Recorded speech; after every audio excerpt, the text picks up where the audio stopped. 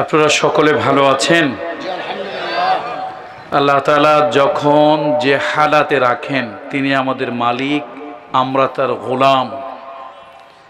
আল্লাহ তাআলা যখন যে হালাতে রাখেন আলা কুল্লি হাল আলহামদুলিল্লাহি রাব্বিল আলামিন। সুবহানাকা লা ইলমা লানা ইল্লা মা আল্লামতানা ইন্নাকা আনতাল আলিমুল হাকীম। رب اشرح لي صدري ويسر لي امري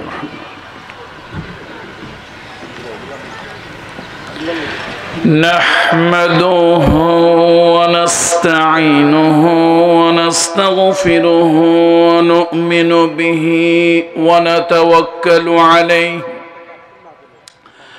ونعوذ بالله من شرور أنفسنا من يهده الله فلا مضل له ومن يضلله فلن تجد له وليا مرشدا ونشهد أن لا إله إلا الله وحده لا شريك له ونشهد أن سيدنا وسندنا ومولانا وأولانا وطبيب قلوبنا محمد الذي أرسله بالحق بشيرا ونذيرا وداعيا إلى الله بإذنه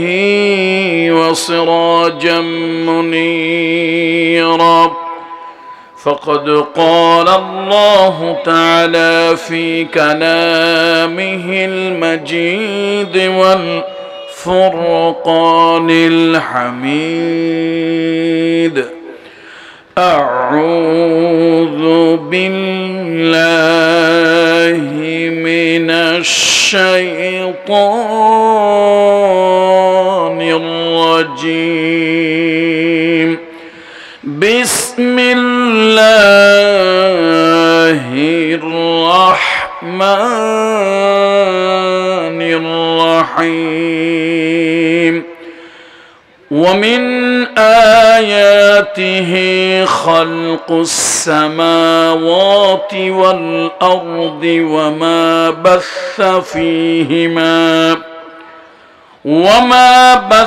فيهما من دابة وهو على جمعهم إذا يشاء قدير وما أصابكم من مصيبة فبما كسبت أيديكم ويعفو عن كثير وما أنتم بمعجزين في الأرض وما لكم من دون الله من ولي ولا نصير صدق الله المولانا العظيم وقال الله تعالى في شان حبيبه آمرا ومخبرا إن الله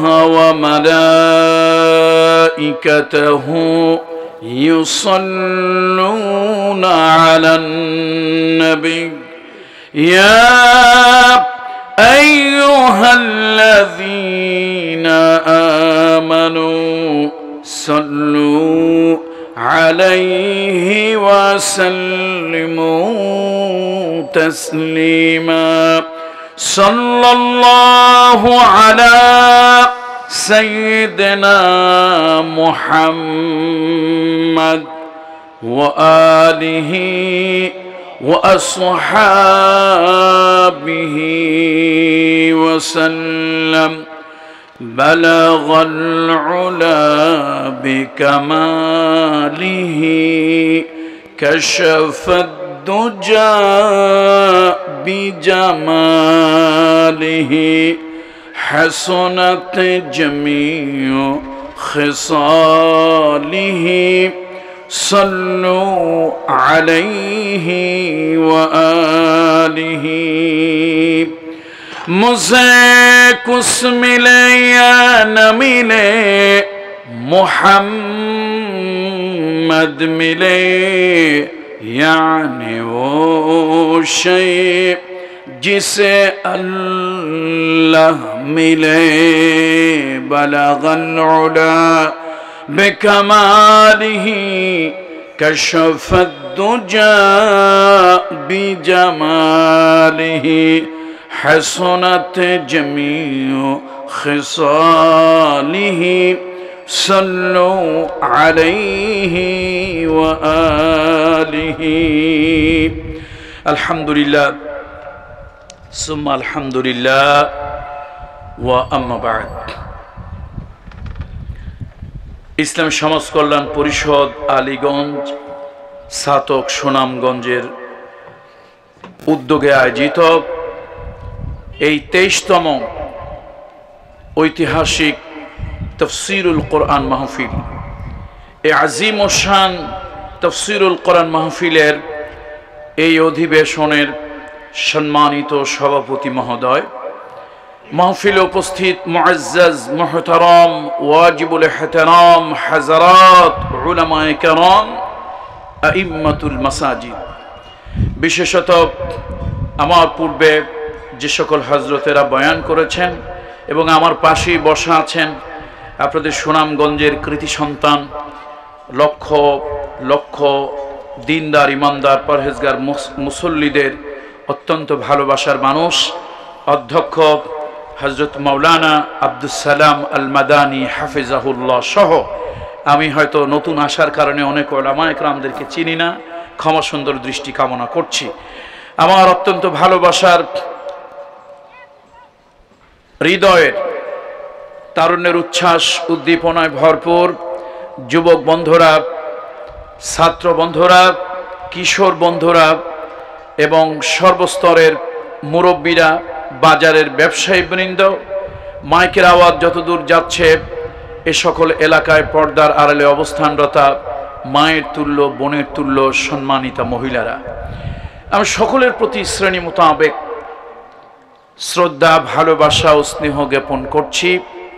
আসুন আমার মূল বক্তব্যে যাওয়ার আগে যিনি আকাশ ও জমিনের মালিক, সকল কায়নাতের যিনি স্রষ্টা সৃষ্টিকর্তা, সে আল্লাহ সুবহানাহু ওয়া তাআলার দরবারে সেজদায় অবনত হয়ে হৃদয়ের গহীন থেকে আবেগ নিয়ে একবার কালেমাতুশ শুকর আদায় করি। সকলে পড়ি আলহামদুলিল্লাহ, আরো আবেগ নিয়ে পড়ি আলহামদুলিল্লাহ। সম্মানিত উপস্থিতি, আমার সম্মানিত বড় ভাই, ওস্তাদ তুল্য বড় ভাই হযরত মাওলানা প্রিন্সিপাল আব্দুস সালাম মাদানী সাহেব একটা ইঙ্গিত আমাকে অলরেডি দিয়ে ফেলেছেন, সেটা হচ্ছে সালাতুল আসর। সালাতুল আসর আমাদের সামনে অ্যাটলিস্ট 1 ঘন্টার মধ্যে আজান বা সালাত। সুতরাং আদালতে যেরকম বিচার করতে একটা টাইম ফ্রেম থাকে, আজকে আমাদের আলোচনা যতই আমরা আবেগে লম্বা করতে চাই পারবো না, সে টাইম ফ্রেমের মধ্যেই শেষ করতে হবে। আর আমি এসেছি অনেক দূর থেকে। গতকালকে আমার প্রোগ্রাম ছিল মাদারীপুরে, রাতে প্রোগ্রাম করে আমি আমার নিজের বাড়িতে যাই মাদারীপুরে, সেখান থেকে ঢাকা এসেছি। আমার বাড়ি থেকে ঢাকা আসতে প্রায় অ্যাটলিস্ট 4.5 ঘন্টা 5 ঘন্টা কখনো কখনো লাগে, এটা ফেরি পারাপারের উপরে নির্ভর করে। এরপরে ঢাকা থেকে আসলাম সিলেট শহরে, সিলেট থেকে আসলাম আপনাদের সুনামগঞ্জে।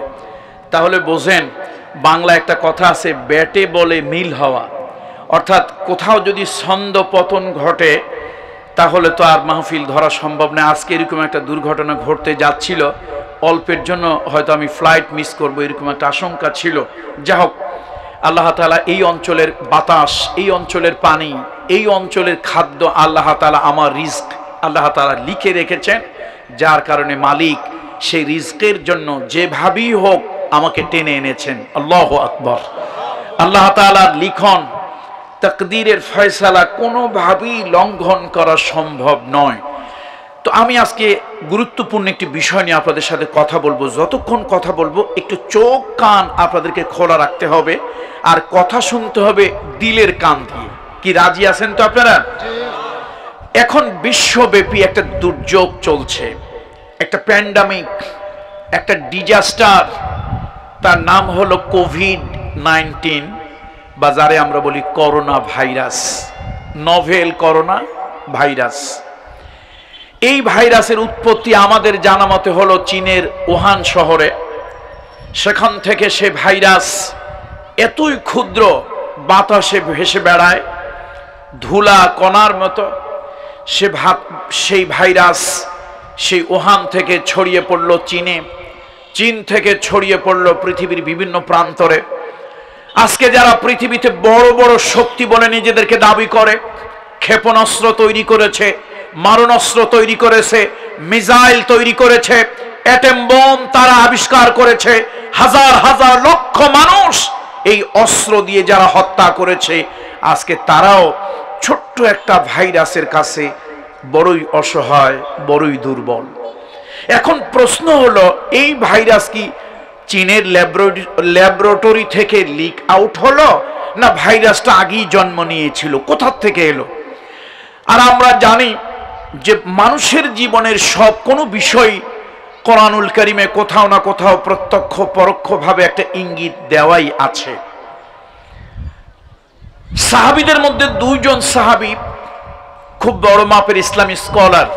একে তো সাহাবী, মর্যাদার দিক থেকে তো তারা আমাদের সাথে যাদের তুলনাই চলে না, যাদের ঈমান আকীদার তুলনা আমাদের কারো কার সাথেই চলে না, বলুন আল্লাহু আকবার।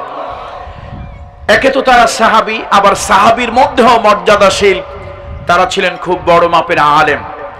একজন হলেন আব্দুল্লাহ ইবনে আব্বাস রাদিয়াল্লাহু তাআলা আনহুমা, আরেকজন হলেন আব্দুল্লাহ ইবনে মাসউদ রাদিয়াল্লাহু তাআলা আনহু। এই দুইজন সাহাবী খুব বড় মাপের আলেম। হযরত আব্দুল্লাহ ইবনে মাসউদ রাদিয়াল্লাহু তাআলা আনহুর কাছে কিছু লোকেরা গিয়ে একটা প্রশ্ন করলো। শুনতেছেন তো আপনারা আমার কথা? আব্দুল্লাহ ইবনে মাসউদ রাদিয়াল্লাহু তাআলা আনহুর কাছে কিছু লোকরা প্রশ্ন করলো, ওগো আল্লাহর নবীর সাহাবী, ওগো সাহাবীদের ভিতরে বড় আলেম, বিশিষ্ট ব্যক্তিত্ব, কোরআনুল কারীম লৌহে মাহফুজ থেকে যেমন এসেছে তেমনটি থাকবে, কোরআন তো কোনো পরিবর্তন হবে না।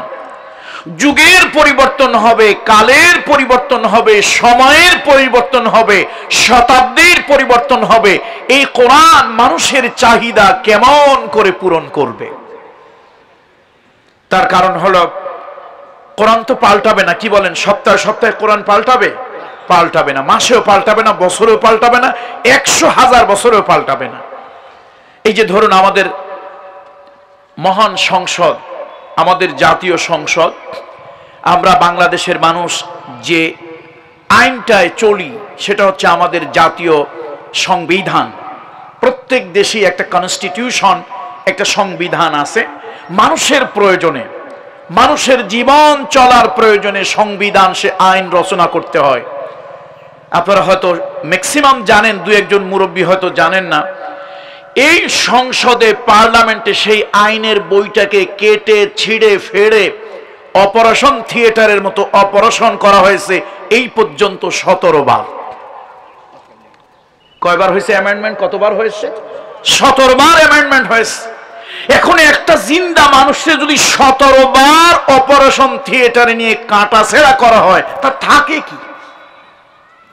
এখন কোরআন মানব মণ্ডলীর জন্য একটা আসমানি কিতাব, যেটা এসেছে মানবতার মহান শিক্ষক ইমামুল মুরসালিন, সাইয়্যিদুল মুরসালিন, খাতামান নবিয়্যিন, শাফিউল মুজনাবিন, রাহমাতুল লিল আলামিন মুহাম্মদ রাসূলুল্লাহ কলিজা থেকে আবেগ শ্রদ্ধা নিয়ে পড়েন সাল্লাল্লাহু আলাইহি ওয়াসাল্লাম। তার উপরে এই কোরআনটা অবতীর্ণ হলো। ওহীও বন্ধ, আর ওহী ছাড়া তো কোরআন পরিবর্তন হবে না, কোরআনের কোন আয়াত মানসুখ হবে না। তাহলে আব্দুল্লাহ ইবনে মাসউদ আবার পড়েন রাদিয়াল্লাহু তাআলা আনহু, তার কাছে গিয়ে লোকদের জানতে কিউরিসিটি, কৌতূহল, আগ্রহ জানার, হুজুর যুগের পরিবর্তন হবে, সময়ের পরিবর্তন হবে, কালের পরিবর্তন হবে, কোরআন মানুষের চাহিদা কেমন করে পূরণ করবে? আমার ইয়াং জেনারেশন বন্ধুরা যারা আছেন, ইয়াং জেনারেশন বন্ধুরা যারা আছেন আমার দিকে লক্ষ্য করেন, আজ থেকে 40-50 বছর আগে এক জায়গা থেকে জরুরি এক জায়গায় একটা মেসেজ পাঠাতে হতো, টেলিগ্রাফ। আপনারা অনেকে দেখেন নাই, অনেকেই দেখেন নাই, মেজরিটি পার্সেন্ট আপনারা দেখেন নাই, জানেনও না জিনিসটা কি। তোমার বাবা মারা গিয়েছে, দ্রুত ঢাকা থেকে সিলেট আসো, তোমার বাবার জানাজা বিকেল 3:30টায়। এই মেসেজটু টেলিগ্রাফের মাধ্যমে দিতে এখান থেকে কিছু আওয়াজ দেওয়া হতো, সাউন্ড, টরে টক্কার কিছু সিস্টেম ছিল, অ্যালফাবেটিক সিস্টেম। সেই সিস্টেমে এখান থেকে আওয়াজ সেন্ড করা হতো। এই আওয়াজে টুং টাং ঢুং ঢাং এ সকল আওয়াজে একটা একটা অক্ষর হতো। সেই অক্ষর জমা করে এক জায়গা হলে বোঝা যেত তোমার বাবার অবস্থা খুব খারাপ, তাড়াতাড়ি বাড়ি আসো। তাহলে একটা টেলিগ্রাফ পৌঁছাতে ঘন্টা লেগে যেত, তার হাতে চিঠিটা পৌঁছাতে কখনো কখনো 2-3 ঘন্টাও লেগে যেত। এই যুগের বন্ধুরা চিন্তা করেন তো, আপনার লন্ডনে একটা বন্ধু আছে, আমেরিকা একটা বন্ধু আছে, জাপানে একটা বন্ধু আছে, তার কাছে একটা মেসেজ পাঠাবেন, মাত্র কয়েক সেকেন্ডের ব্যাপার, সেকেন্ডের ব্যাপার, ঘন্টা নয়। তাও আবার বিশাল একটা মেসেজ, চাইলে তার মধ্যে একটা আপনি ছবি পাঠাতে পারছেন, অনেক কিছুই আপনি শেয়ার করতে পারছেন। তাহলে 50 বছর আগের জীবনযাত্রা এখন জীবনযাত্রা এক হলো। 50 বছর আগে মানুষ গরুর গাড়িতে, ঘোড়ার গাড়িতে চড়তো, এখন মানুষ প্রাইভেট গাড়িতে চলে, প্রাইভেট কারে চলে, তারপরে আপনার মোটরসাইকেলে চলে, ইত্যাদি ইত্যাদি। এখন আব্দুল্লাহ ইবনে মাসউদ রাদিয়াল্লাহু তাআলা আনহুর কাছে গিয়ে লোকদের কথা হলো, যুগ পাল্টাবে, সময় পাল্টাবে, কাল পাল্টাবে, এ কোরআন মানুষের উপকার কেমন করে করবে। একজন কোরআন আনতে বলছিলাম, কোরআনের তাফসীর, মাঠে কোরআন না থাকলে কার তাফসীর হবে? যে স্টেজে কোরআন থাকবে না সেখানে বরকত থাকবে না। নিয়ে আসুন প্লিজ। বলছিলাম কোরআনুল কারীমের কথা জিজ্ঞেস করলেন, আব্দুল্লাহ ইবনে মাসউদ একটা কথা বললেন, আল্লাহু আকবার বলুন সবাই, আল্লাহু আকবার। আব্দুল্লাহ ইবনে মাসউদ বললেন, শোনো, যুগের পরিবর্তন হবে, কালের পরিবর্তন হবে, সময়ের পরিবর্তন হবে, শতাব্দীর পরিবর্তন হবে, কিন্তু রাসূলুল্লাহর উপরে ওই যে আরশে আজিম থেকে, লৌহে মাহফুজ থেকে যে কোরআন এসেছে ওহীর মাধ্যমে, এই কোরআন কোনো পরিবর্তন হবে না, একটা অক্ষর পরিবর্তন হবে না, একটা আয়াত পরিবর্তন হবে না, একটা হরফ পরিবর্তন হবে না, কোনো কিছু পরিবর্তন হবে না। আল কুরআনু ইউফাসসিরুহুজ জামান, আল কুরআনু ইউফাসসিরুহুজ জামান। কোরআন পাল্টাবে না, কিন্তু প্রত্যেক যুগ কোরআনের ভিতরে এমন মুজিজা আল্লাহ তাআলা দিয়ে দিয়েছেন, এমন অলৌকিকত্ব দিয়ে দিয়েছেন, প্রত্যেক যুগ বলবে কোরআন আমার জন্য। আল্লাহু আকবার। প্রত্যেক যুগ বলবে কোরআন কার জন্য? আমার জন্য। আমি ওইদিকে যাব না, একটু বুঝার জন্য বলি। সূর্য ঘোরে না, পৃথিবী ঘোরে, এই একটা বিষয় সিদ্ধান্ত নিতে বিজ্ঞানের প্রায় 400 বছর লাগছে। কত বছর লেগেছে? এই যে সূর্য ঘোরে না পৃথিবী ঘোরে, আসলে ঘোরে কি? টমেলির কাছে জিজ্ঞেস করা হয়েছিল ঘোরে কি, টমেলি বলেছিল ঘোরে আমার মাথা।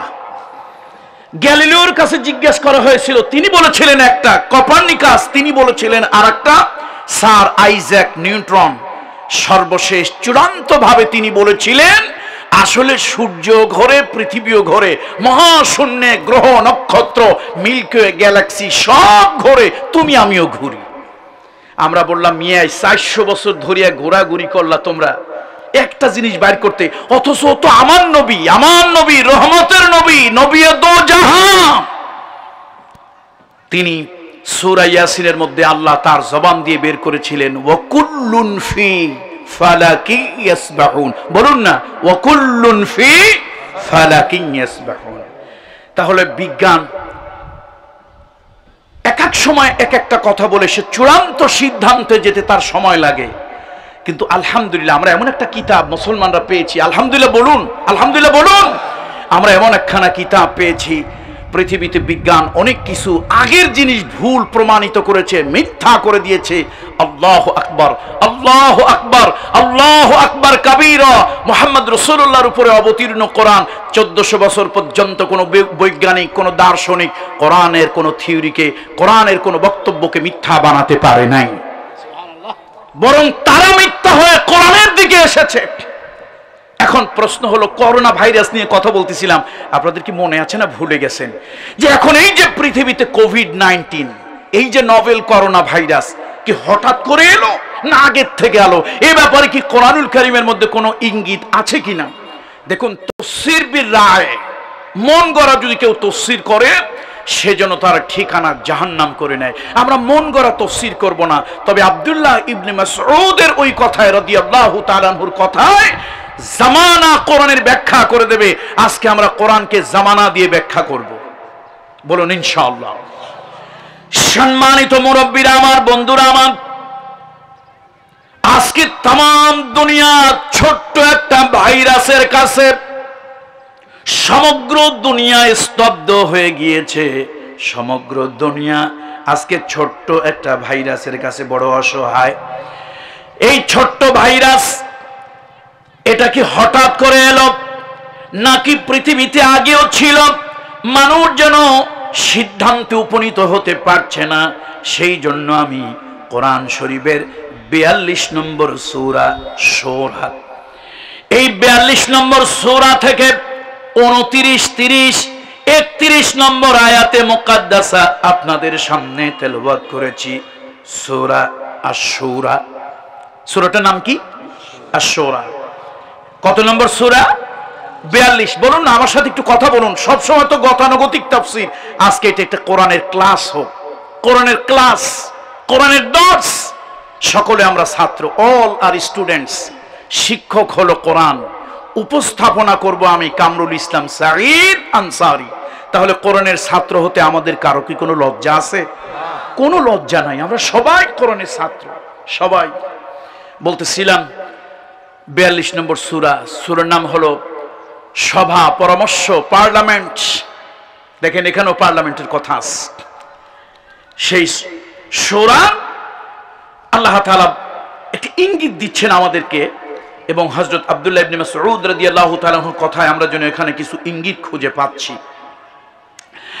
আল্লাহ তাআলা বলছেন, وَمِنْ آيَاتِهِ خَلْقُ السَّمَاوَاتِ وَالْأَرْضِ وَمَا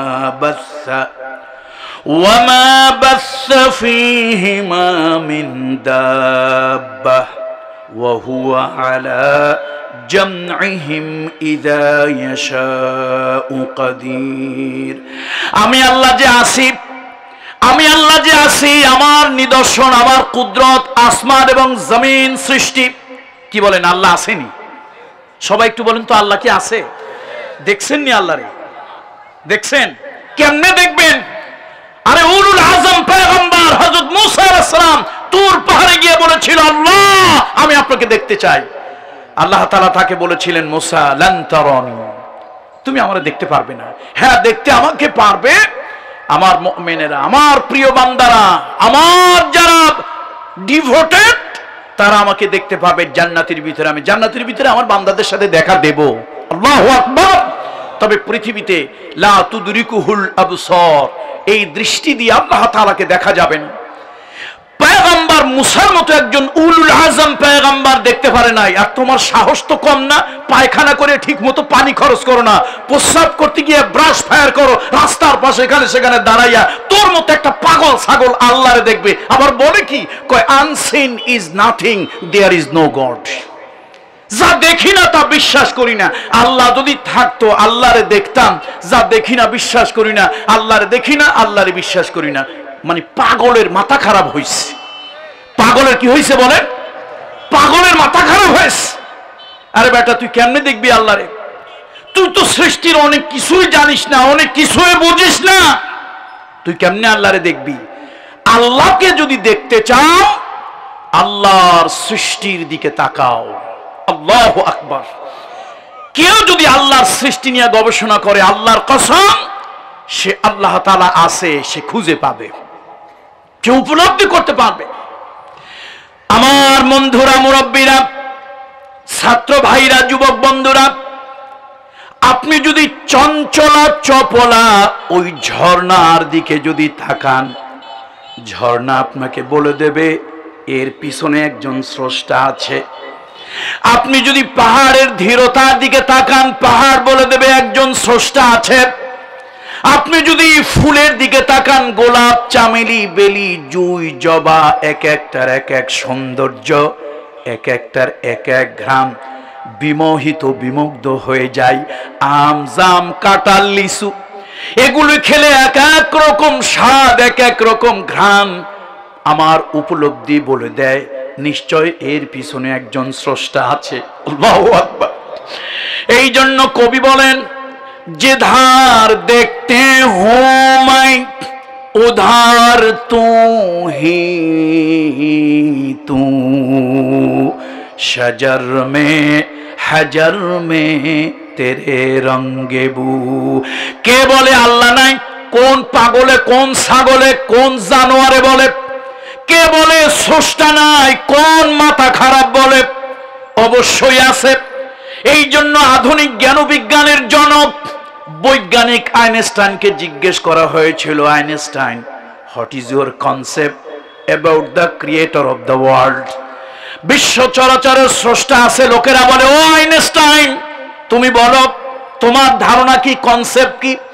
আইনস্টাইন বলে, তোমরা আমারে অনেক বড় জ্ঞানী মনে করো, আমি আসলে এখনো জ্ঞান অর্জন করতে পারি নাই। আমি জ্ঞানের সমুদ্রের তীরে, জ্ঞানের সমুদ্রের তীরে কিছু নুড়ি কুড়ি আমি কুড়িয়েছি, কিন্তু আসল জ্ঞানের মণিমুক্ত ওই সমুদ্রের ভিতরে আমি আসলে তেমন জ্ঞান কিছুই অর্জন করতে পারি নাই। যা করেছি তাতে আমার ধারণা হলো দুনিয়ার সব কিছু নিয়ম মোতাবেক চলে, নিয়ম মেনে চলে, এর পিছনে অবশ্যই একজন মহান নিয়ন্ত্রা আছে। আল্লাহু আকবার। আল্লাহ আছে কি নাই? কিছু খবিস আছে। ওই যে এক মহিলার নাম খবিসা নাসরিন। মহিলার নাম কি? আর কথা কয় না, মহিলার নাম কি? খবিসা নাসরিন। এক নষ্টা ভ্রষ্টা মহিলা, হাজার পুরুষের সাথে শয্যা সঙ্গীন হয়েছে, তারপরে সে নাকি পুরুষই খুঁজে পায় না। তারপরে আর একটা ছিল ঢাকা বিশ্ববিদ্যালয়, ওইটা মারা গেছে অনেক আগেই। মেডিকেল ছাত্ররা তার কাটা দেহ নিয়েও কাটাছেড়া করতে চায় নাই। তার নাম ছিল আহম্মক শরীফ। কি ছিল নাম? শোনেন আপনারা? আপনারা বলবেন আহমদ শরীফ। আমি আহমদ শরীফ বলবো না, তার কারণ আমার নবীজির এক নাম হচ্ছে আহমদ। কোরআনে 4 জায়গায় আসছে তার নাম মুহাম্মদ, এক জায়গায় আসছে আহমদ। সুতরাং আমার নবীজির নামের সাথে ওই শয়তান, বেওকুফ, ওই নির্বোধ, ওই চন্ডালটার নাম মিলানো যায় না। কথা ঠিক না বলেন? এই জন্য ওরে কি বলছি? আহম্মক শরীফ। নাম কি ওর? এই আহম্মক শরীফ। আর ওই খবিসা নাসরিন, তসলিমা নাসরিন আর কি। আর একটা আছে মুরগি চোরা। এরকম কিছু লোক আছে যারা যারা স্রষ্টা নাকি খুঁজে পায় না, সৃষ্টিকর্তাকে খুঁজে পায় না। আরে পাবি কেমনে? তুই তো নিজেরে নিজেই চিনিস না। আর ওদের কিছু মুরিদ মোতাকেদ আছে, ওদের কিছু ভক্তবিন্দু আছে, কয় যা দেখি না তা বিশ্বাস করি না। এখন আল্লাহ কি বলতেছেন দেখেন, আল্লাহর কথা। আল্লাহকে শোনো, আমি যে আছি আমারে বেহেশত ছাড়া দেখা যাবে না, তবে আমার কিছু নিদর্শন, আয়াত, কিছু নিদর্শন, কিছু কুদরত সৃষ্টির ভিতরে ছড়িয়ে দিয়েছি।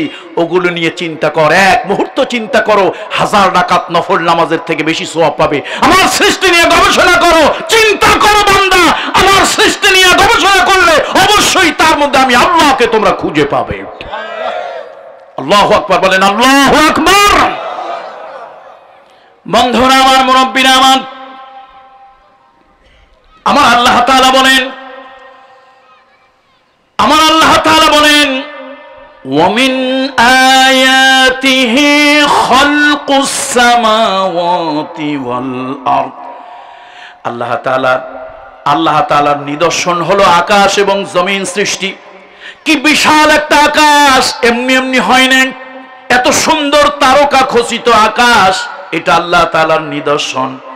আর হলো জমিন, সুনামগঞ্জের জমিন একরকম, সুনামগঞ্জের জমিন একরকম, নারায়ণগঞ্জের জমিন আর এক রকম, মানিকগঞ্জের জমিন আর এক রকম, একই পৃথিবীতে আল্লাহ তাআলা কত বৈচিত্র্যময় জমিন আল্লাহ তাআলা বানিয়েছেন। আল্লাহু আকবার, আল্লাহু আকবার, আল্লাহু আকবার। তোমার সৃষ্টির দিকে যত তাকাই তত বিস্মিত হই। আল্লাহ তাআলা বলেন, আমি আল্লাহর নিদর্শন, কুদরতের নিদর্শন আসমান এবং জমিন সৃষ্টি। আর এর মনে ওয়ামা বাসসা ফীহিমা মিন দাব্বা, আর আমার আরেকটা নিদর্শন হলো এই আসমান এবং জমিনের মধ্যে ছড়িয়ে দিয়েছি দাব্বা। কি ছড়িয়ে দিয়েছি বলেন তো একটু, বলুন না সবাই, দাব্বা বলুন। কি আমার সাথে উচ্চারণ করুন, কি? দাব্বা। এখন প্রশ্ন হলো দাব্বা কি? আল্লাহ তাআলা যে ছড়িয়ে দিলেন দাব্বাটা কি?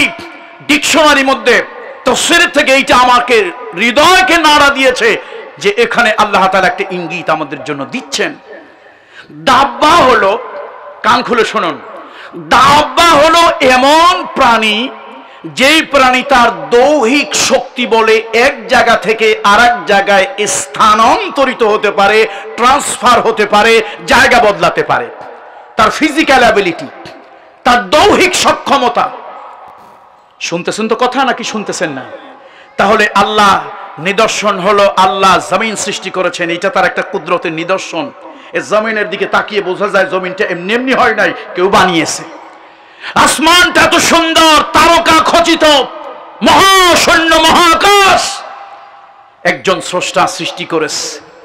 আল্লাহ বলেন আরেকটা নিদর্শন আমার আছে, এর মধ্যে আমি ছড়িয়ে দিয়েছি দাব্বা, এমন প্রাণী, এমন প্রাণী যেই প্রাণী নিজের ফিজিক্যাল অ্যাবিলিটি, দৈহিক সক্ষমতা। এখন বিজ্ঞানীরা কিন্তু এটা আবিষ্কার করেছে যে গাছ প্রাণী, গাছ প্রাণী, কিন্তু গাছ দাব্বার মধ্যে পড়বে না। এই কারণে 100 বছর যদি একটা গাছ বাঁচে, কখনো সুনামগঞ্জ থেকে গাছটা হেঁটে সিলেট পর্যন্ত যেতে পারবে না। কি পারবে নাকি? কখনো পারবে না। এক হাত জায়গায় তো গাছ হাঁটতে পারে না। তাহলে গাছ প্রাণী বৈজ্ঞানিকদের কথা, কিন্তু দাব্বা শ্রেণীভুক্ত নয়। দাব্বা হলো এমন প্রাণী যে নিজের দৈহিক সক্ষমতা বলে এক জায়গা থেকে আরেক জায়গায় ট্রান্সফার হয়, স্থান পাল্টায়, এক জায়গা থেকে আরেক জায়গায় যেতে সক্ষম। সেটা দৃশ্যমান হোক, সেটা অদৃশ্যমান হোক। তাহলে ঘোড়া দেখি, গরু দেখি, ছাগল দেখি, হাঁস মুরগি দেখি, কিন্তু অনেক ভাইরাস, সেটাও প্রাণী, কিন্তু তাকে আমরা দেখি না। ছড়িয়ে আসে, বাতাসে ছড়িয়ে আসে, আপনার আমার হাতের মধ্যে আছে, শ্বাস প্রশ্বাসে আছে, বিভিন্ন জায়গায় আছে, এবং বৈজ্ঞানিকেরা বলছেন সে নিজে এক জায়গা থেকে আরেক জায়গায় স্থানান্তরিত হতে পারে। কি সাংঘাতিক! এরপরের কথা আরো হৃদয়কে নাড়া দিয়েছে। এরপরের কথা, এরপরে আল্লাহ তাআলা বলেন ওয়ামা বাসসা ফীহিমা মিন দাব্বা ওয়া হুয়া আলা জামইহিম ইযা ইয়াশাউ কাদির। আমি আল্লাহ তাআলা যখন চাই, আমি আল্লাহ তাআলা যখন চাই, এই যে ছড়িয়ে দিয়েছি বাতাসে, ছড়িয়ে দিয়েছি গাছ গাছালিতে, ছড়িয়ে দিয়েছি জমিনে, দাব্বা দাব্বা ছড়িয়ে দিয়েছি। আমি আল্লাহ তাআলা যখন চাই, যখন চাই, আমার ইচ্ছে যখন হয়, ওগুলোকে আমি আবার এক জায়গায় জমা করি। আল্লাহু আকবার। ওহু আলা জামইহিম ইযা ইয়াশাউ কাদির। এই দুনিয়ার মানুষ শোনো, আমি আল্লাহ সেটাকে একত্রিত করতে সক্ষম। এখন তোমরা যদি বলো যে চীন কনস্পিরেসি করে, ষড়যন্ত্র করে গোটা পৃথিবীকে অর্থনৈতিক ধাক্কা দেওয়ার জন্য চীন তার ল্যাবরেটরিতে এই করোনা ভাইরাস লালন পালন করে এটা সে ছড়িয়ে দিয়েছে। আমি অত বড় দার্শনিক না, বিজ্ঞানিক না, যে বিষয় আমার জ্ঞান নাই সে বিষয়ে আমি কথা বলতে যাই না। এটা মানুষের কাছে, জ্ঞানীদের কাছে হাস্যরসের পাত্র হতে হয়। আমার প্রশ্ন হলো, এটা ন্যাচারালি আসুক অথবা চীনের গোপন ষড়যন্ত্র, গোটা পৃথিবীতে ফিনান্সিয়াল করসপন্ডেন্স দিয়ে চীন একটা গোটা পৃথিবীকে চিন্তায় ফেলে দেবে, অর্থনীতির দুর্গে আঘাত করবে, গোটা পৃথিবীর মানুষকে নাড়িয়ে দেবে। সে ষড়যন্ত্র করেই হোক আর ন্যাচারালি হোক, যেমনি হোক, চীনের ভাইরাস তার ছড়িয়ে দেওয়া হতে পারে, কিন্তু এই ভাইরাস তার সৃষ্টি নয়। এই ভাইরাস তার ছড়িয়ে দেওয়া হতে পারে, এইটা গবেষকরা বলবেন, জ্ঞানীরা বলবেন। আমার মতো এই আদার ব্যাপারী জাহাজের খবর নিয়ে দরকার নাই, অবশ্য আমার জ্ঞানও নাই, গবেষণাও নাই, আমি সে বিষয়ে কথা বলবো না। আমার কথা হলো, চীন যদি তার ল্যাবরেটরিতে লালন পালন করে, সে তো ভাইরাস তৈরি করে নাই, তৈরি করা ভাইরাস লালন পালন করে শক্তিশালী করেছে, সেটাকে রেখেছে, অসতর্কতা বশত লিক আউট হয়ে গিয়েছে, অথবা ইচ্ছে করে ষড়যন্ত্র করে এটাকে সে ছড়িয়ে দিয়েছে। যেমনি হোক, ওইটা আমার সাবজেক্ট না। সাবজেক্ট হলো আল্লাহ ছড়িয়ে দিয়েছেন আকাশে বাতাসে। কি ছড়িয়ে দিয়েছেন বলুন? একটু আগে বলছিলেন না, দাব্বা। মাশাআল্লাহ, দেখছেন শ্রোতারা মনোযোগী আছে, আলহামদুলিল্লাহ বলেন। তাহলে দাব্বা আল্লাহ ছড়িয়ে দিয়েছেন, এটা আল্লাহর কুদরত। আল্লাহকে আমার নিদর্শন শোনো, আমারে মানো না সলিমুদ্দি, আমারে মানো না, আমারে মানতে চাও না। আমি আল্লাহ তাআলার বিশাল ক্ষমতা নয়, তোমার কল্পনার থেকে বেশি ক্ষমতাধারী। আমি আল্লাহ যখন চাই, ওয়াহু আলা জামইহিম ইযা ইয়াশাউ কাদির। আমি আল্লাহ তাআলা কত ক্ষমতার মালিক তুমি জানো না, কত রাজা, কত বাদশাকে কাম ধরে জুতা পেটা করে আমি নামিয়ে দিয়েছি। তাফসীরে জালালাইনের শরা কামালাইনে বলা হয়েছে, বিশ্ববিখ্যাত তাফসীর জালালাইন, তার শরা হলো কামালাইন। কামালাইনের ভিতরে বলা হয়েছে 4 জন বাদশা পৃথিবীতে দৌর্দণ্ড প্রতাপের ছিল, তার মধ্যে একজন হলো নমরুদ ইবনে কিনআন। এটা কিন্তু আমার নিজের কোনো বানানো বক্তব্য নয়, কামালাইনের বক্তব্য, আমি শুধু উপস্থাপন করছি। কয়জন বাদশার মধ্যে একজন? 4 জনের মধ্যে একজন। কামালাইন বলেছে 4 জনের মধ্যে একজন খুব বেশি প্রতাপশালী ছিল, দীর্ঘদিন ক্ষমতার মসনদে থেকে অহংকার হয়ে গিয়েছিল, দাম্ভিকতা এসে গিয়েছিল, অহংকারের জমিনকে অনেক কিছু মনে করত। আল্লাহ কয়, বেটা তোরে শায়েস্তা তো শক্ত জিনিস দিয়া, দামি জিনিস দিয়া, শক্তিশালী জিনিস দিয়ে করা যায় না। মশা পাঠিয়ে দিলেন, আবার মশার মধ্যে যেটা ঠ্যাং ভাঙ্গা, মশার মধ্যে কোনটা? ল্যাংড়া একটা, ল্যাংড়া একটা। সে কয়, আল্লাহ আমি একটু নমরুদের কদম বুসি করবো। আল্লাহ কয়, বেউকুফ, কদম বুসি করলে দাম বাড়বে, ওর কদম বুসি না, শের বুসি কর, শের বুসি। তো এখন শের বুসি করার জন্য মশা নাক দিয়ে ঢুকছে। কার ঢুকছে বলেন তো? কার? এখন বিনে পয়সায় কিছু ইনজেকশন ভিতরে গিয়ে মারে, নমরুদ অস্থির অস্থির অস্থির। শেষে কয়, মাথায় বাড়ি দিলে একটু ভালো লাগে, লোকদেরকে খালি বলে মাথায় বাড়ি দাও, টাক দাও, টোকা দাও, আঘাত করো।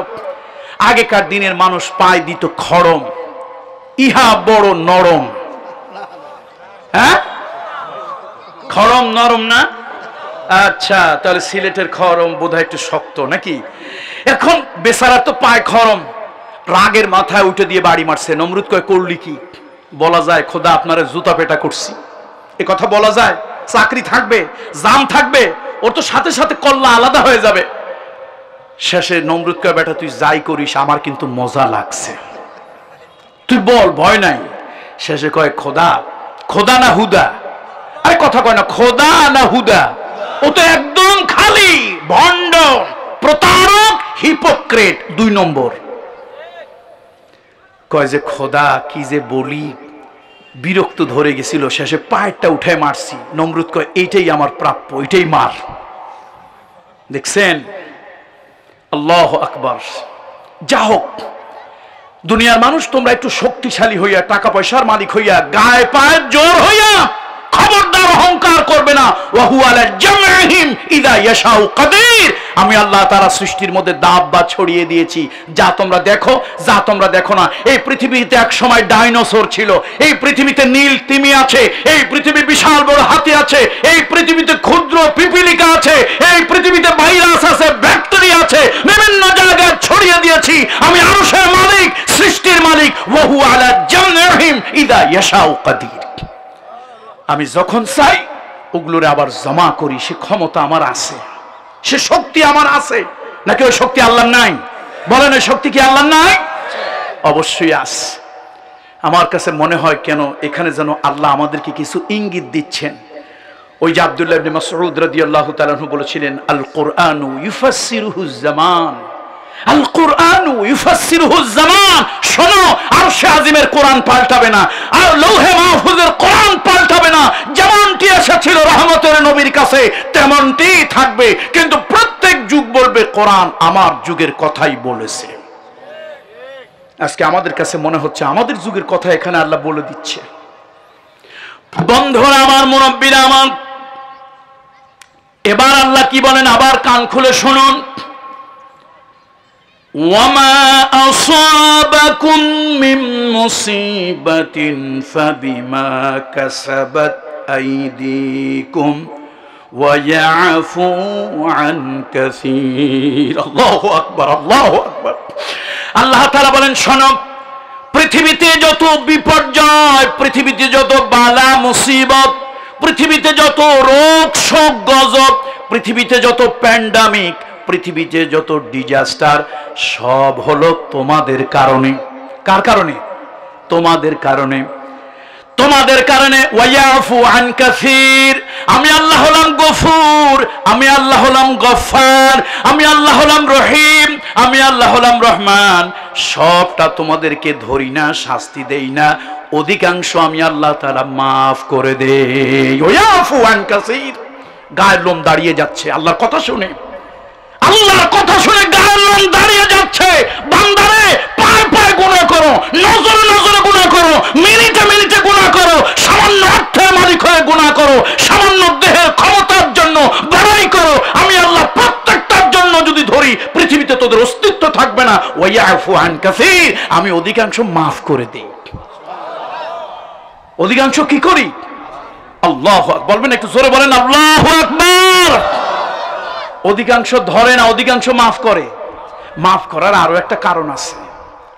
মাফ করার আরো একটা কারণ আছে। আমার দয়ার নবী, রহমতের নবী, করুণার নবীকে একদিন খুঁজে পাওয়া যাচ্ছে না। রহমাতুল লিল আলামিনকে খুঁজে পাওয়া যাচ্ছে না। সাহাবীদের ভিতরে প্রাণ চাঞ্চল্যের সৃষ্টি হলো। কান্নাকাটি শুরু হয়ে গেল। কোথায় গেল রহমতের নবী? কোথায় গেল রাসূলুল্লাহ? কোথায় গেলেন? খুঁজে পাওয়া যাচ্ছে না।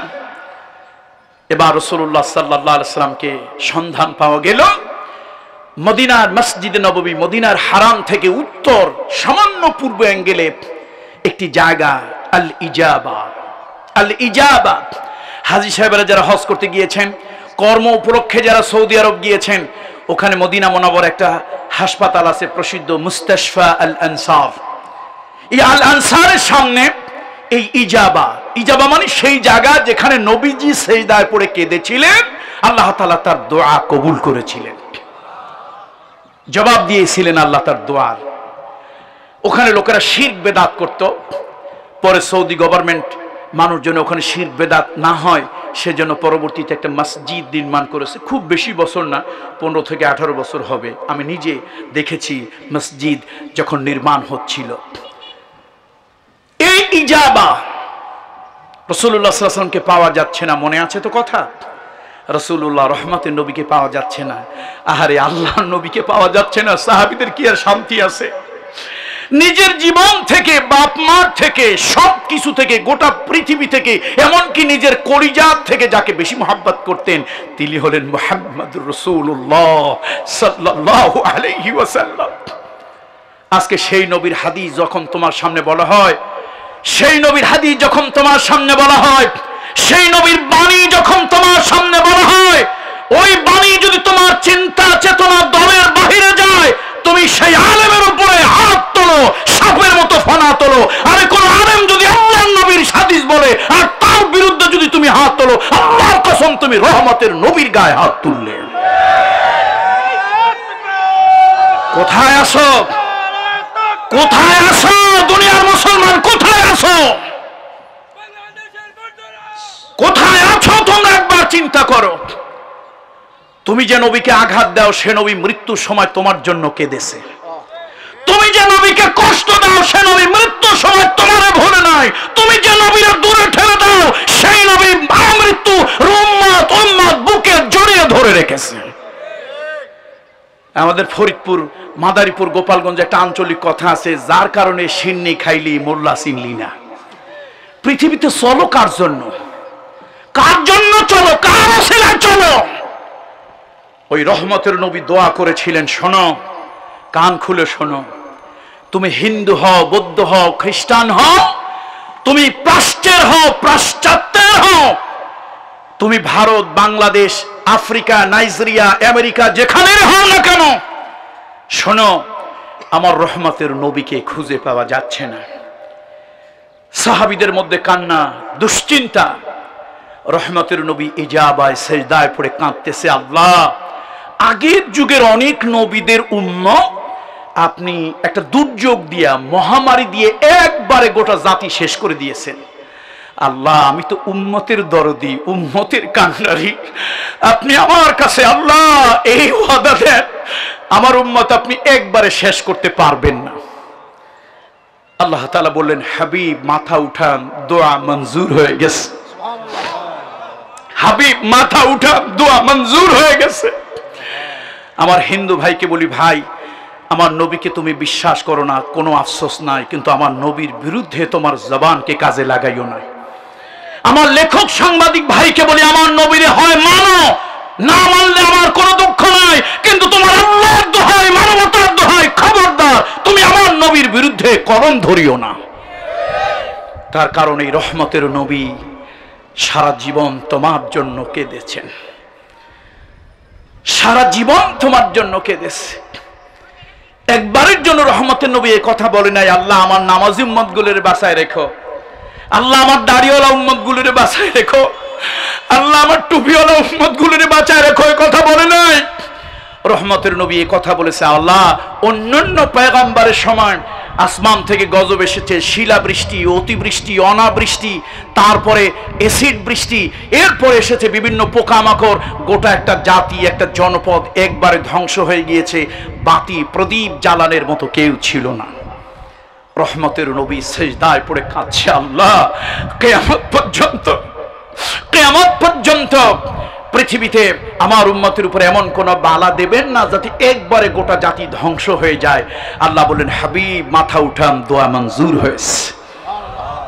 দ্বিতীয় দোয়া আল্লাহর হাবিব করলেন, আল্লাহ অন্যান্য পয়গম্বরের সময় দুর্ভিক্ষ আসে, আমার উম্মতের সময় এরকম কোন দুর্ভিক্ষ দেবেন না যে গোটা জাতি একবারে শেষ হয়ে যায়। আল্লাহ তাআলা সে দোয়া মঞ্জুর করলেন, আল্লাহ আমার উম্মতের মধ্যে যেন কোনো বিভেদ, ভেদাভেদ যেন না হয়। আল্লাহ তাআলা বলেন, হাবিব মাথা উঠান, আপনার এই দোয়াটা আমি মঞ্জুর করলাম না, এর মধ্যে হিকমা। তাহলে রাগ করতেছেন না তো আপনার আমার কথায়? আমি বলি না আপনি নবীকে মানেন, আমি একথা বলি নাই, কিন্তু আমি একথা বলেছি আপনি না মানেন, অন্তত আমার নবীর ব্যাপারে অসম্মান, অশ্রদ্ধা করবেন না। কথা ঠিক কিনা বলুন? কি করবেন না? অসম্মান করবেন না, অশ্রদ্ধা করবেন না, তাহলে আমার কলিজায় সেটা বরদাস্ত হয় না। বন্ধুরা আমার, বলতেছিলাম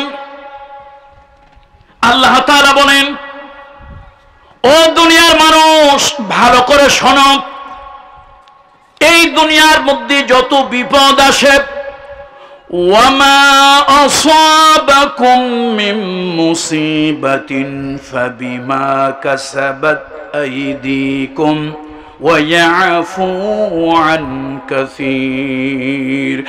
পৃথিবীতে যত বিপদ আপদ বালা মুসিবত আসে তোমাদের জন্য, তোমাদের হাতের অর্জন, তোমাদের কামাই।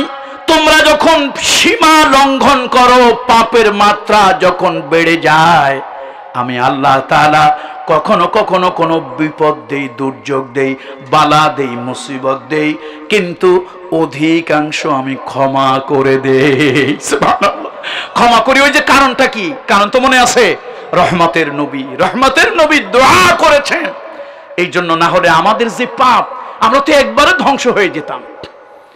বন্ধুরা আমার, মুরব্বীরা আমার, পৃথিবীতে যত দুর্যোগ বালা মুসিবত তিন ভাবে আসে। বলুন সবাই, কয় ভাবে? বলুন কয় ভাবে? তিন ভাবে বালা মুসিবত, বিপদ আপদ, ডিজাস্টার, প্যান্ডামিক তিন ভাবে আসে।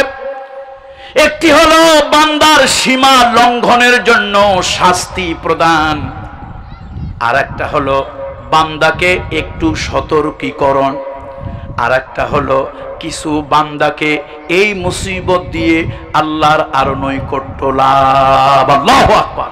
তিন কারণে বিপদ, মুসিবত, এই তিন ভাবে এসে থাকে বান্দার উপরে। বন্ধুরা আমার, মুরব্বীরা আমার, রাসূলুল্লাহ সাল্লাল্লাহু আলাইহি ওয়াসাল্লাম আল্লাহর হাবিব হাদিসের মধ্যে রাসূলুল্লাহ সাল্লাল্লাহু আলাইহি ওয়াসাল্লাম ইরশাদ করেছেন, আল্লাহর হাবিব ইরশাদ করেছেন, যেই মহান সত্তা জাতে পাকের হাতে আমি মুহাম্মদ রাসূলুল্লাহ সাল্লাল্লাহু আলাইহি ওয়াসাল্লামের প্রাণ, সেই মহান জাতে পাকের কসম করে বলছি, ওয়াফি হাদিসিন সাহিহিন قال النبي صلى الله عليه وسلم والذي نفسي بيده ما يصيب المؤمن من نسب ولا وسب ولا هم ولا حزن إلا كفر الله عنه بها من خطاياه حتى الشوكة يشاكيها। আল্লাহু আকবার বলেন। আমার বিশ্ব নবী বলেন, রহমতের নবী বলেন, রহমাতুল লিল আলামিন বলেন, আল্লাহর হাবিব বলেন, মুমিনের উপরে যদি কোনো বিপদ আসে, আপদ আসে, বালা আসে, মুসিবত আসে, দুশ্চিন্তা যদি আসে, কোনো দুর্যোগ আসে, এটা হলো তার গুনাহের কাফারা। সুবহানাল্লাহ। বলুন এটা কি? জোরে বলুন এটা কি? বলুন এটা কি? গুনাহের কাফারা। হাত্তা শাওকাতু ইউশাকিহা। এ ইমানদার, এ আমার হাবিবের উম্মত, ভালো করে শোনো। রাস্তায় চলতে গিয়া একটা কাঁটা যদি তোমার পায়ে বেঁধে, তার দ্বারা যদি তুমি রক্তাক্ত হও, আমি আল্লাহ নবী বলছি, ওটাও তোমার গুনাহের কাফারা। তাহলে মুমিনের উপরে বিপদ, আপদ, বালা, মুসিবত, দুর্যোগ, এটা কি বলুন তো?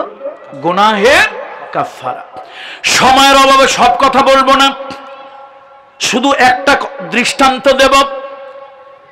একই বিপদ, একই প্যান্ডামিক, একই দুর্যোগ একজনের উপরে এলো, তিনি আল্লাহর আরো অধিক নৈকট্য লাভ করলেন। আর ওই বিপদ আর একজনের উপরে হলো, সে আল্লাহর অভিশাপ নিয়ে জাহান্নামে চলে গেল। একজন হলো আইয়ুব আলাইহিস সালাম, আর একজন হলেন রাসূলুল্লাহর চাচা আবু লাহাব। শুনতেছেন তো আপনারা আমার কথা? একই দুর্যোগ কয়জনের উপরে আসছে? দুইজন। একজন হলেন আইয়ুব আলাইহিস সালাম, তার সারা গায়ের মধ্যে প্রথম ঘা হলো, ঘায়ের মধ্যে পোকা হলো, সমগ্র ঘা দিয়া দুর্গন্ধ ছড়িয়ে গেল। তাফসীর ইবনে কাসির আলেম উলামাদের কাছে অত্যন্ত গ্রহণযোগ্য একখানা তাফসীর। এই পর্যন্ত পৃথিবীর যতগুলো দেশে আমি ভ্রমণ করেছি, সব দেশের আলেমদের কাছে, মুসলিম অমুসলিম, সব দেশের আলেমদের কাছে ইবনে কাসির সমাদৃত, গ্রহণযোগ্য, অথেন্টিকেশন তার মধ্যে আছে। ইবনে কাসিরের বর্ণনায় দেখেছি, হযরত আইয়ুব আলাইহিস সালাম বিরাট বড় রোম শহরে অনেক ধনাঢ্য একজন মানুষ ছিলেন, পুঁজিওয়ালা মানুষ ছিলেন, বিশাল বড় বড় অট্টালিকার তিনি মালিক ছিলেন, প্রাচুর্যের মালিক ছিলেন। দেহের মধ্যে ঘা হলো, ঘাড়ের মধ্যে পোকা হলো, পোকার দুর্গন্ধ ছড়িয়ে গেল, আস্তে আস্তে সব তার থেকে সরে গেল। এমনকি সুদিনে যে সকল বন্ধু বান্ধব তার পাশে ঘোরাঘুরি করত, তারাও দূরে সরে গেল।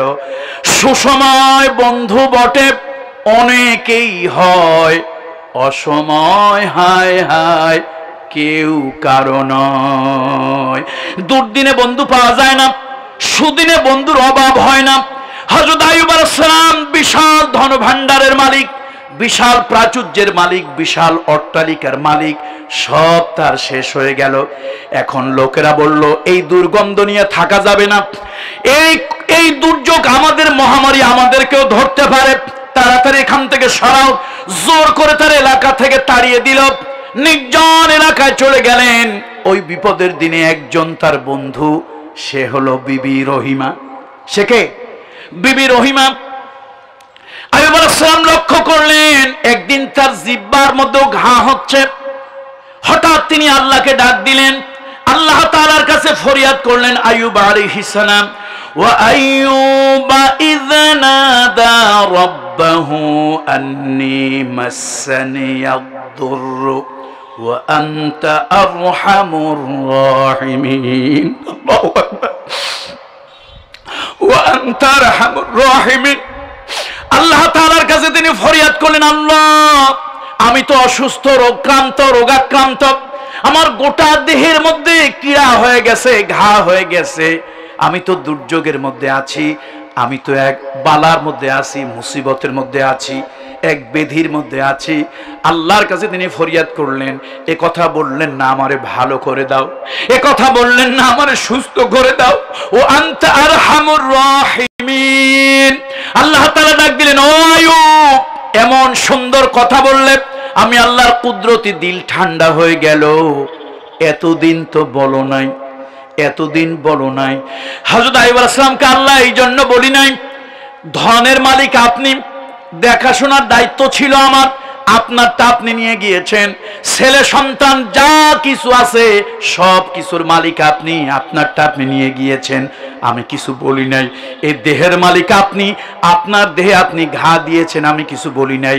জিহ্বার মধ্যে ঘা হয়েছে, জিহ্বাটাও আপনার।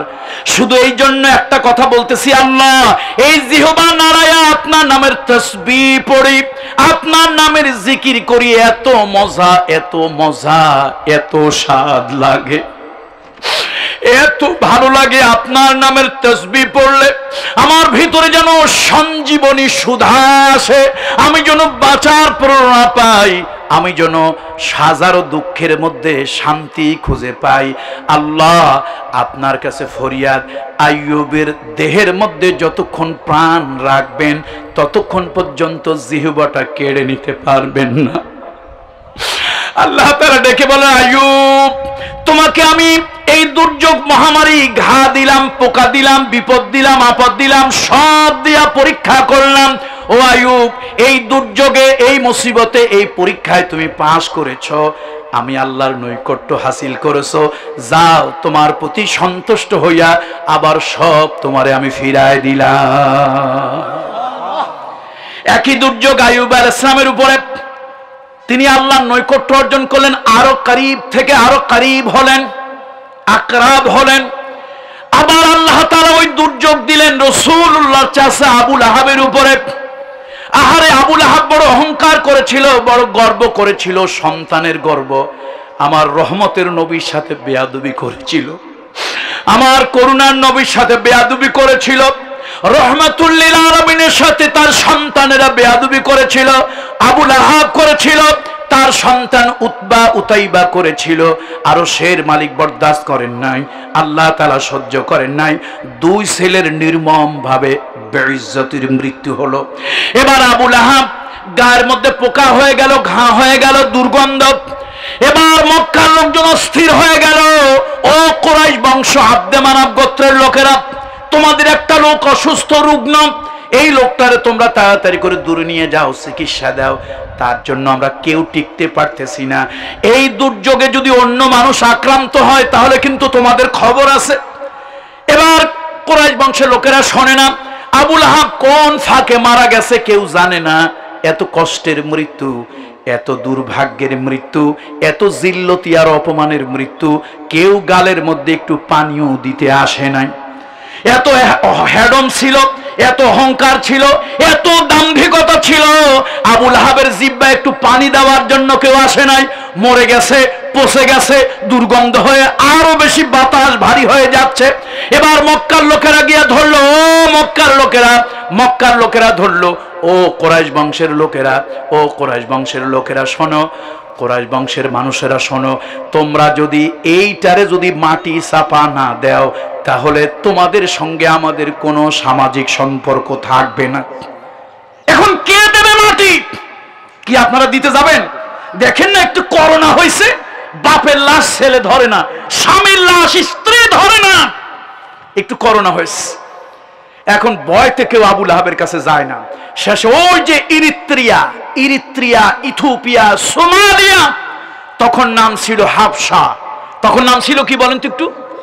হাবশার সেই কালো কালো মানুষগুলি, আহারে গরিব মানুষ, পেটের দায় মানুষ অনেক কঠিন কঠিন কাজ করে। শেষ ওই হাবশির কিছু লোকদেরকে বলা হলো যে দেখো কৃষ্ণকায় কিছু লোকদেরকে বলা হলো, আমাদের একটা লোক মরে পচে আছে, তোমরা একটু মাটিতে খুশে দেওয়ার ব্যবস্থা করো। তারা বলল, দেখো পেটের দায় আমরা কঠিন কাজ করি, জীবনের মায়া তো আমাদেরও আছে, আমরা পেটের দায় কাজ করি কিন্তু আমাদেরও তো জীবনের মায়া আছে, আমরা গরিব হতে পারি। শেষে কয় তোমরা যেমনে পারো করো, তোমাদেরকে পয়সা দেব। তারা শর্ত দিল, আমরা হাত দিয়ে ধরতে পারবো না। আপনারা কি আমার কথা শুনতেছেন? মরছে এক অপমান নিয়ে, এখন আল্লাহ আর এক অপমান করে। কয়ে মাটি দেব, তবে কি করতে পারবো না। কথা বলে না লোকেরা, কি করতে পারবো না, হাত দিয়ে ধরতে পারবো না। আচ্ছা ঠিক আছে, যেমনে পারো যেমনে পারো। শেষে ওই যুগে তো আর বাঁশ ছিল না। ওই যুগে যদি বাঁশ থাকতো তাহলে তো রডের বদলে লোকেরা বাঁশই দিত। বাঁশ তো ছিল না, তখনকার যুগে ছিল কাঠ। গাছের বড় বড় ডালা ভাঙা হলো, পাথরিয়া জমিন কি কষ্ট খোদাই করতে, গাইতি সাপল কুড়াল দিয়া খুদে কোনো মতে একটা গর্ত বানানো হলো।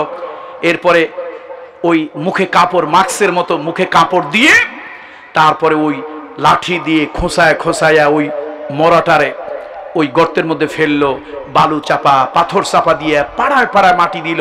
ফি নারে জাহান্নামা খালিদিনা ফিহা আবাদা। শুনতেছেন তো আপনারা আমার কথা? তাহলে আইয়ুব আলাইহিস সালামের উপরে একই দুর্যোগ, আল্লাহর থেকে দূরে সরাইলো না আল্লাহর নিকটে নিয়ে আসলো, আরো আল্লাহর ভালোবাসার করে দিল। আর আবু লাহাবের উপরে একই দুর্যোগ, আল্লাহ লানত, অপমান, অসম্মান, জিল্লাত, মরার আগে আর মরার পরে, দুইটা দিয়েই আল্লাহ তাআলা দুনিয়া থেকে বিদায় করলো। এই জন্য আসুন, বিশ্বব্যাপী প্যান্ডামিক চলছে, ডিজাস্টার চলছে, কথা আর আমি বাড়াবো না, সময় বোধহয় হয়ে আসছে। সর্বশেষ যে আয়াতটা, তিনটা আয়াত পড়ছিলাম, 29, 30, 31। এবার আল্লাহ তাআলা বলেন, ওয়ামা আনতুম বিমুজিজিনা ফিল আরদি ওয়ামা লাকুম মিন দুনিল্লাহি মিন ওয়ালিয়্যিন ওয়ালা নাসীর। ওয়ামা আনতুম বিমুজিজিনা ফিল আরদ। এ দুনিয়ার মানুষ শোনো, তোমরা টাকাওয়ালা শোনো, পয়সাওয়ালা শোনো, ক্ষমতাওয়ালা শোনো, শক্তিওয়ালা শোনো, সবাই শুনে রাখো, আমি আল্লাহ তাআলা আকাশ এবং জমিনের মালিক, আরশে আজিমের মালিক। এই দুনিয়ায় আমি যদি কোনো পরিকল্পনা করি, আমি যদি আল্লাহ কোনো পরিকল্পনা করি, আমার পরিকল্পনা ব্যর্থ করে দেয় এমন ক্ষমতা পৃথিবীর কারো নাই। আল্লাহু আকবার, চিৎকার দিয়ে বলেন আল্লাহু আকবার। আল্লাহ তাআলা যদি কোনো পরিকল্পনা করেন, পরিকল্পনা মানে ইচ্ছা করেন যে তিনি একটা বিপদ দেবেন, একটা ঝড় দেবেন, একটা দুর্যোগ দেবেন, একটা ভাইরাস দিয়ে পৃথিবীকে কাবু করে ছেড়ে দেবেন, একটা মশা দিয়া জুতা পেটা করে কাউকে বিদায় করবে, কাউকে পানির মধ্যে চুবাইয়া চুবাইয়া মারবে। আল্লাহ তাআলা বলেন, আমি পৃথিবীতে যখন কোনো পরিকল্পনা করি, পৃথিবীর এমন কোন শক্তি, এমন কোন ক্ষমতা, এমন কোন জ্ঞান বিজ্ঞান, এমন কোন ইকুইপমেন্ট পৃথিবীতে হয়নি যে আমি আল্লাহর পরিকল্পনাকে ব্যর্থ করে দেয়। আল্লাহু আকবার। আমি আল্লাহ তাআলার পরিকল্পনা ব্যর্থ করে দেওয়ার মতো ক্ষমতা পৃথিবীর কারো নাই। তাহলে কথা আমার আর বাড়ালাম না, কথা আমার শেষ। পৃথিবীতে আল্লাহ ছড়িয়ে দিয়েছেন দাব্বা। বলুন কি ছড়িয়ে দিয়েছেন? সে দাব্বা আপনি আমি আছি, সে দাব্বা কুকুর আছে, বিড়াল আছে, মহিষ আছে, তিমি মাছ আছে, হাতি আছে, ঘোড়া আছে, আবার বিভিন্ন ধরনের ভাইরাস, ব্যাকটেরিয়াও আছে। নিজের দৈহিক ক্ষমতায়, ফিজিক্যাল অ্যাবিলিটি দিয়ে এক জায়গা থেকে আরেক জায়গায় স্থানান্তরিত হয় এমন প্রাণী যা বিচরণশীল, তাকে বলা হয় কি?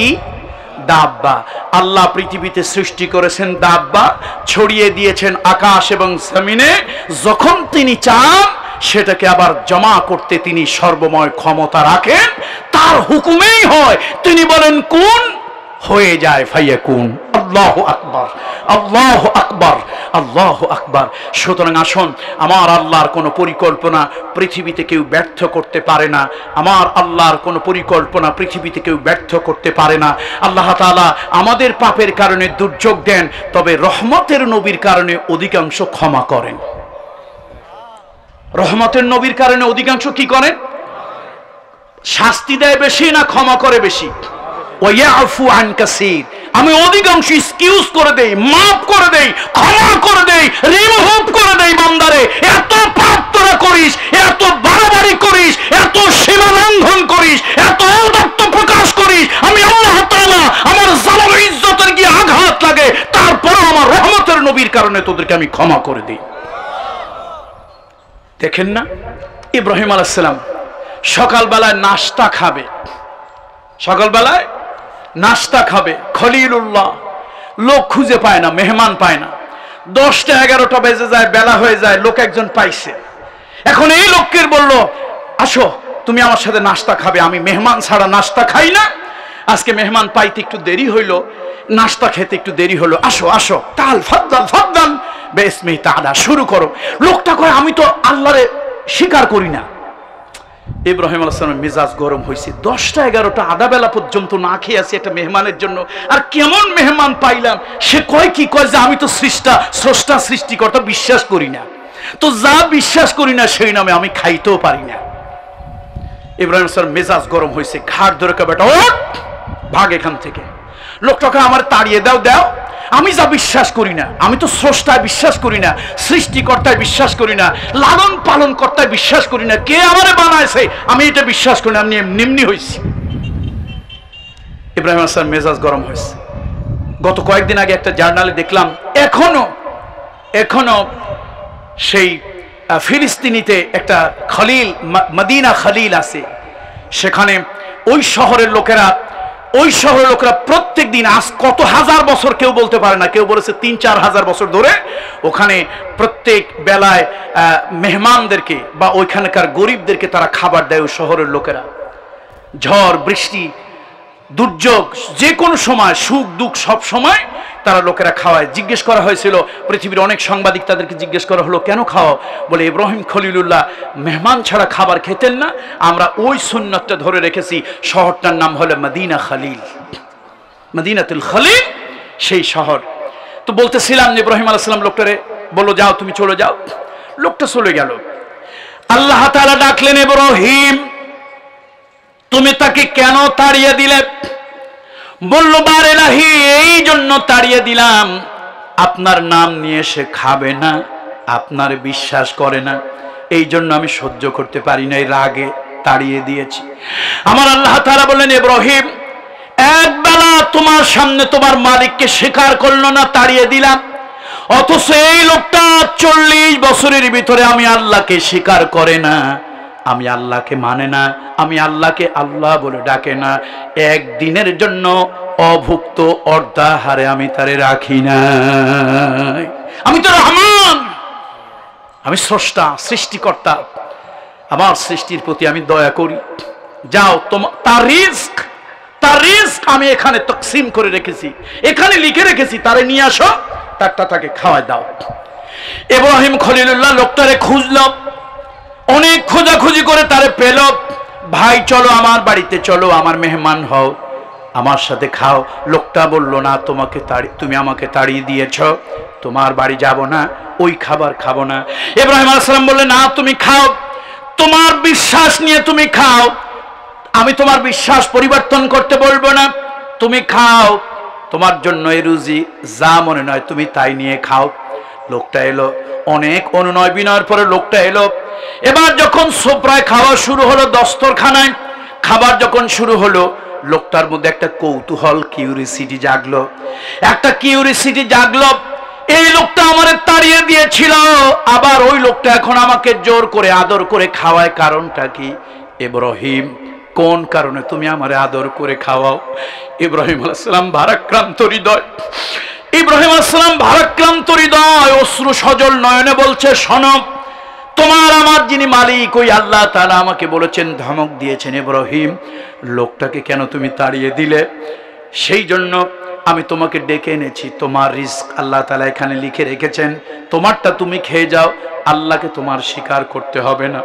লোকটা অবাক হয়ে গেল, অবাক হয়ে বলল, ইব্রাহিম তোমার প্রভুকে আমি স্বীকার করি নাই, আমি তারে মানি নাই, বিশ্বাস করি নাই, 40 বছরের ভিতরে তিনি আমাকে অভুক্ত রাখলেন না, না খাওয়ায় রাখলেন না, তাহলে এই প্রভুকে আমি আর স্বীকার করব না, আগে তাকে বিশ্বাস করব, তারপরে তার নামে খাবো। এই জন্য আমার বন্ধুরা দুনিয়ার ভিতরে আল্লাহ তাআলা আমাদেরকে ভালোবাসেন, আমরা আল্লাহকে মানলেও আল্লাহ আমাদেরকে ভালোবাসেন, না মানলেও বাসেন।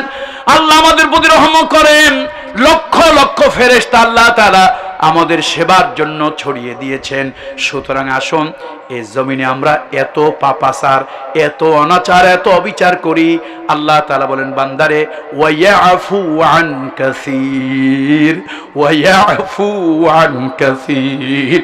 আমি আল্লাহ তাআলা তোমাদের সীমা লঙ্ঘন যখন বেশি হয়ে যায়, বাড়াবাড়ি বেশি হয়, আমি দুর্যোগ দেই, মহামারী দেই, বিপদ দেই, ডিজাস্টার দেই, প্যান্ডামিক দেই। ও বান্দা, আমার রহমতের নবী সিজদায় পড়ে কান্নাকাটি না করলে শেষ করে দিতাম। আমি আল্লাহ দুই একটা শাস্তি দেই আর অধিকাংশ ক্ষমা করে দেই। সুবহানাল্লাহ। আল্লাহ তাআলা আমাদের সকলের প্রতি রহম করুন। আল্লাহ তাআলা সমাজ কল্যাণ পরিষদের এই মাহফিলটাকে রহম করুন। যারা কষ্ট ক্লেশ করে এই মাহফিলটার আয়োজন করেছেন, যারা উপস্থিত হয়ে সহযোগিতা করেছেন, আল্লাহ তাআলা তাদের প্রত্যেককে এর বিনিময়ে উত্তম জাযা আল্লাহ তাআলা দান করুন।